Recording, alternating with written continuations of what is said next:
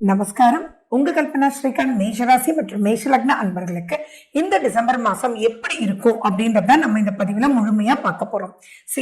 இந்த டிசம்பர் மாசம் எது எப்படி இருந்தாலும் நீங்க 7ஆம் தேதிக்கு மேல எல்லா விஷயத்தையும் சமாளிக்கலாம். அதே மாதிரி எந்த பயங்கள் எது எப்படி இருந்தாலும் உங்களுடைய ராசிநாதன் 9ஆம் வீட்டுக்கு உங்க 7ஆம் தேதி போறதுனால அதுக்கப்புறம் எல்லா விஷயமுமே உங்களால ஜெயிச்சு வரக்கூடிய தெம்பு உங்களுக்கு கிடைச்சிருன்றது ஃபர்ஸ்ட் பாயிண்ட்ல பாத்துக்கோங்க. இது நான் சொல்லும் போதே உங்களுக்கு தெரியுது இல்லையா, சில விஷயத்துல நீங்க எச்சரிக்கையா இருக்கணும்ன்றது. அது எந்தெந்த விஷயம்ன்றது நான் சொல்றேன், நீங்க கேர்ஃபுல்லா கேளுங்க. ரொம்ப மன அழுத்தம் இருக்கும், தூக்கமின்மை இருக்கக்கூடிய வாய்ப்புகள் இருக்கு.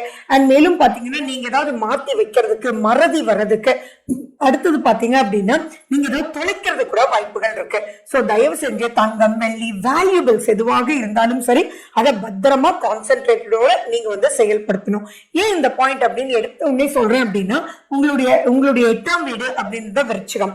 அங்க ஃபர்ஸ்ட் ஆஃப் டிசம்பர் மாசத்துல சூரியன், சுக்கிரன், செவ்வாய் போய் உட்கார்ந்து இருக்காரு.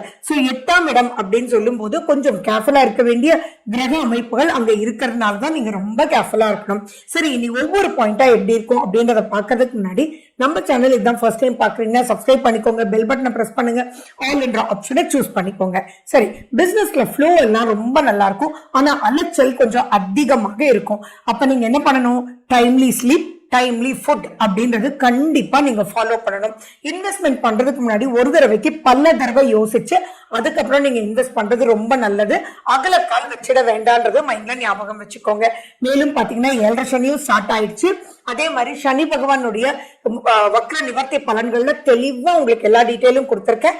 கண்டிப்பா அதை நிறைய பேர் சேவ் பண்ணி வச்சிருக்கீங்கன்னு சொல்றீங்க, அதையும் மறுபடியும் நீங்க பாத்துக்கோங்க. அண்ட் குரு அதிசார பெயர்ச்சியிலிருந்து டிசம்பர் 5ஆம் தேதி அவர் திரும்ப மிதுனத்துக்கு வந்துடுவார். அந்த மாதிரி காலகட்டத்துல பாத்தீங்கன்னா கொஞ்சம் மனசுல அதீத பயம் இருக்கு.